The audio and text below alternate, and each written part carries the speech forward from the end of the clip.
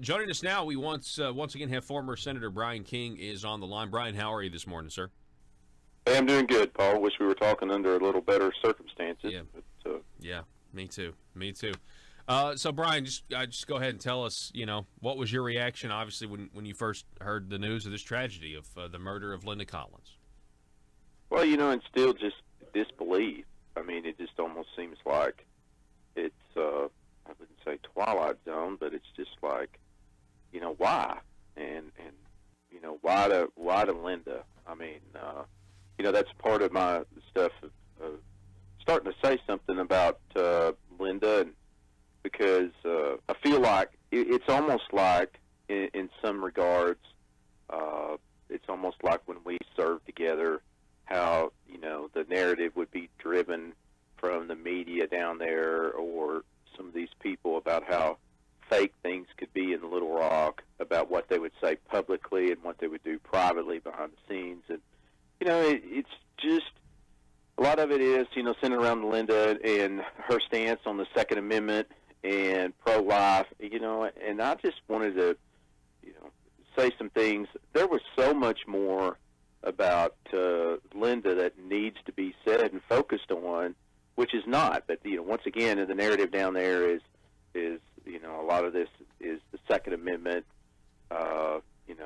drive that she had for protecting those rights. And I remember serving on the Senate Judiciary Committee with Jeremy Hutchison, and he would just do unethical shenanigans constantly. I mean, it was just every time he stepped up there, it was just like, if something didn't happen, you were like surprised. And now a lot of the things that's come out on him that should have come out, years ago. I mean, the media just protected him. Let's just say it. And Linda would be up there as the vice chair and countering.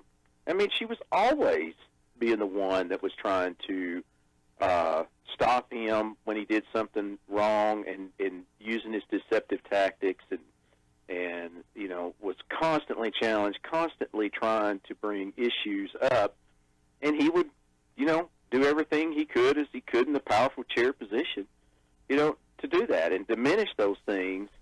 And then you had the media sitting out there, and they would cover it, and then they would mischaracterize Linda. I mean, and then turn around and write glowing things about Jeremy and protect him. So Linda was, as much as she was driven on the Second Amendment, she was driven down the line in a lot of other things. I mean, look at the gas tax, that's got passed. It was supposed to sunset, now it doesn't sunset. So what gets said down there doesn't matter. And so Linda wouldn't play those games. Linda, looked out after the working person in her district and not the big money people in Little Rock. And, she weathered those things. She just was undaunted by those things. Didn't matter what the press, mischaracterized her and did. She got up the next day and just said, despite the consequences, I'm going to challenge the corruption down there consistently. I mean, you'll have somebody every once in a while that would step up and do something and act like they were Superman. No, Linda would constantly do it, despite the consequences. And to me, I think a lot of the focus that I think and remember about Linda was on those issues. She was also such an encourager. We're talking with former Senator Bryan King. She wouldn't give up. There were many times, Bryan, I know you and her were on the same side of the issue, and you're a fighter as well. You still are. You certainly were in your time down there. But there were times where, we would lose. The conservatives would lose. Conservatives have lost quite a bit when it in recent years when it comes to big issues of, a bigger government. And you would keep fighting, but it can get daunting. It can get depressing at times. Linda never got depressed, did she? Never did. Yeah. No, that's exactly right. She was sure she got down and everything, and you did, and you got tired of, that was the one thing that is, is one of the things is, as a colleague down there, is counting on her. I mean, look at the DHS appropriation bill. If there was anything now outside of the policy debates, Medicaid expansion, not Medicaid expansion, where to spend Medicaid, how to prioritize it. The DHS appropriation bill was always financially, physically unsound. There was corruption going on. There was massive amounts of misspending that you had to try and find the answers to or try and get answers.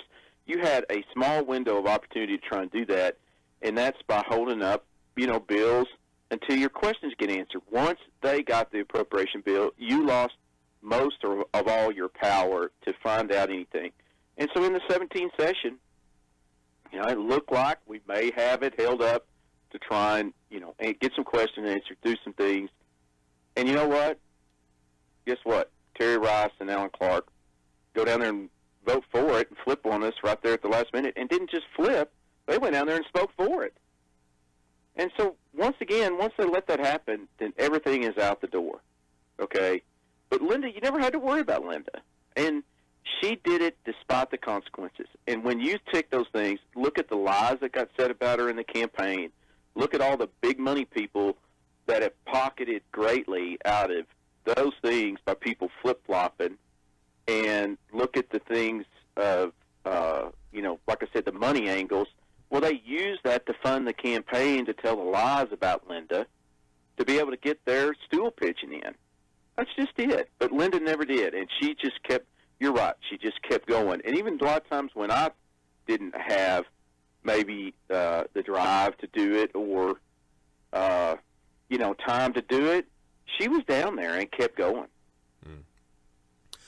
As I've also talked to people, she was also wanting to expose any corruption at all that existed, to the point where I think she also kind of gained a reputation that if you were a whistleblower, you could go to her. I mean, do you think that's correct? I don't think there's any doubt about it when you were able to do that. And I think a lot of times when you're trying to expose corruption, you're trying to get questions answered that seem strange, or it's that question of trying to get to the bottom of something. A lot of times you were just trying to get to the bottom of something, and you had to keep answering questions. You couldn't get the right or straight questions. People would tell you things, and sometimes people would tell you things that, quite frankly, there was another side of the story, or things had to be explained. But what we do know is there is, and I don't think people don't get it out there, and the media down there in Little Rock, I keep saying, they will mischaracterize me or Linda. They'll do anything to protect what is going on down there. And people, it's like that. I don't think people, even a lot of the people, a lot of your listeners do, and a lot of the people, the true believers down there that have been down there, have seen enough stuff to know that what's going on. But you have this massive amount of people out there that do not even begin to know the amount of evil and deception and what is going on in Little Rock with the government, with the Hutchisons. They just don't have any clue or anything. And like I said, consistently, it's so frustrating to see somebody like Linda, especially with what happened to her, mischaracterized in the media, and then turn around and write glowing things about somebody like Jeremy Hutchison and protect him. It was very frustrating, but just like what you exactly said, despite the consequences of getting the lies told you about election, because, if you'll play the part down there and you'll give in to the crooks, and you'll give in to that, and you'll do some things for them, run some bills and take some hits and do these things to take care of the big interest down there, guess what? They're going to leave you alone. Linda didn't care. Linda kept going. I mean, she despite the consequences of everything that could happen as far as the media, what your colleagues do, what Jim Hendren would do, in judiciary, how many times do we have bills held up? And Jim Hendren, they didn't care. They just went down there and pulled the bill out of the committee. Yeah. The committee process didn't matter. And relentlessly, Linda never gave up. She wasn't one of them that just turned and flipped and ran and did this, and then would come out and do something every once in a while and act like they're Superman. She relentlessly kept going. I'm really glad that you're bringing this up, just to set the record straight here. And specifically in light of, the media, and it may be because the media in general mischaracterizes conservatives for so long that then when something like this happens, a tragedy, the murder of Linda Collins, they don't really know how else to, they don't really know who she really was. For example, a couple of weeks ago, Bryan, I know you and I talked about this article that was talking in the Gazette that was mentioning ethics reform. Some of the ethics laws, quote, ethics laws that they got passed, but the ones that they did not get passed. And in all of that, they failed to mention that they're not going to. That you and Linda Collins had two different bills that would have exposed all the corruption the article mentioned, specifically with Jeremy Hutchinson. They failed to mention that it was in 2017, it was Senator Linda Collins who was at the well of the Senate debating Jeremy Hutchinson over a bill that would have prevented the preferred family health care scam that we all now know went on between them and Jeremy Hutchinson. And there's no mention of that at all in the paper then, and especially not now. And maybe that's because we just want justice for Linda. We want to know who did this awful thing. But there does seem to be a little bit of a blind spot. Yeah, there's not a little bit of a blind spot. They're going to be blind, and they're blind by choice. Jeremy Hutchinson in that debate on that bill went down and just spoke and railed against Linda and the bill. I mean, just even railed against her intentions. He even, in a question back there, I remember specifically about that bill, I asked him, do you disclose your clients? And he went, yes. Well, that was a obvious lie. You'll never see anything in the media about that. And let me even go even farther, and people need to turn back the clock. And if you want to look at really a lot of the things about the path of Linda, that she went down there, was a Democrat, didn't like what was going on, stepped out and switched to being a Republican, took the heat on that decision, turned around, and then Mike Beebe gerrymanders a district to try and beat her out of the district. Literally, that mean and evil and deceptive. Nothing in the media about that, about doing that. There's nothing in there. You will never see everything about that. And then you go to, she loses, and then you go to the next phase where Linda relentlessly doesn't give up. She turns around and runs for Senate. She was never liked, or even it almost had to be forced when Michael Lamoureux to get them to support her against the Democrat. In fact, if you even turn back the clock, you want to go back to where a lot of this stuff comes. Michael Lamoureux was exposed to taking $120,000 out of his Faith and Freedom PAC for consulting. His answer in the paper, this is where he gets away with everything, was, well, I was recruiting candidates and informing people on issues. And I'm like, well, I was a Republican leader. I recruited candidates and informed people on issues. I didn't get a $120,000 consulting fee. So he says he sits there and recruiting candidates. We only had 2 Senate candidates, and guess what? He did nothing, absolutely nothing to recruit that. You never saw a follow-up in the news media down there about that. And he did not recruit Linda. I mean, it's just, and he gets a $120,000 check back to big lobbyists and big Medicaid. Okay, that's who gave the check to Michael Lamoureux, personal check. And so you go back to that, and then she wins. She goes down there, undaunted, keeps going with the same way, not falling in with the crowd down there, not sitting there, continuing to speak out, continue to challenge. That is the courage of Linda that needs to be talked about and looked at, because there's several of them down there that now, well, they just fell in.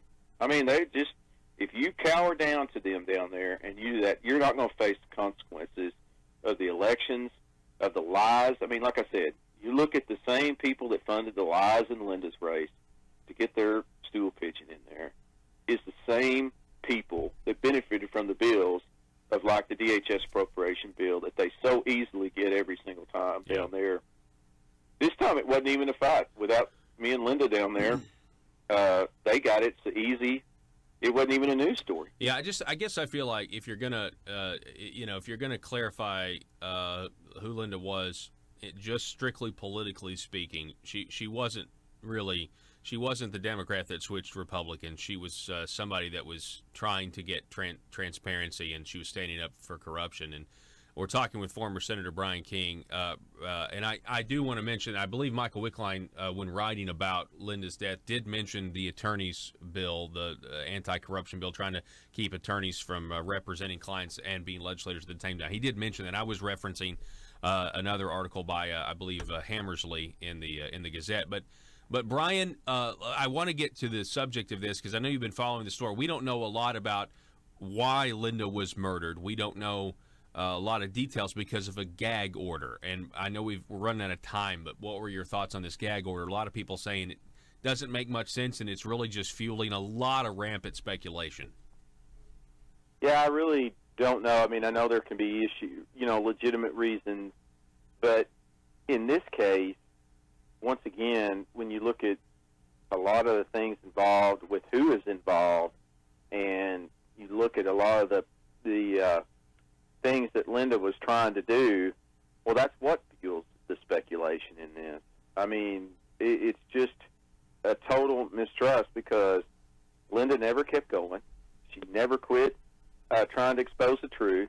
She wasn't one of these people that jumped in a little bit, jumped back out, flip-flopped on you on the DHS appropriation bill, didn't flip on the gas taxes and run gas taxes that the working man pays and the rich man, the rich man's dancing and the working man pays the band in this thing, as my dad said, in that whole gas tax thing. And the people that, like I said, flip-flop, she didn't take that route. And so naturally it fuels speculation to the point of even more where we want to, as Linda would do, try and get to the bottom of the story, yes. Try and get to the facts. And what are you trying to do? Is this a legitimate reason to do this?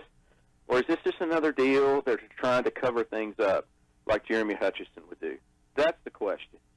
Senator Bryan King, we appreciate it, sir. Former Senator, we appreciate you coming on the program as always. Hey, thanks, Paul. I really I like what he said there towards the end. We've got to, at this point, we need to pray for the investigators. We need to pray that they go wherever the facts lead them in getting justice for Linda. And just like he was saying, Linda was a fighter, and she didn't give up. And now we need to make sure that we get to the bottom of this, just like she got to the bottom and worked to get to the bottom so many times to expose what was really going on. A true conservative, a true limited government conservative, former Senator Linda Collins. Now we've got to step up and try to get to the bottom of this as well. Let me know what you guys think out there. You can sound off Facebook.com/Conduit News or the YouTube channel. Subscribe and click the little bell for notifications. Special thanks to former Senator Bryan King for reminding us just what kind of public servant Linda was. Back in just a moment.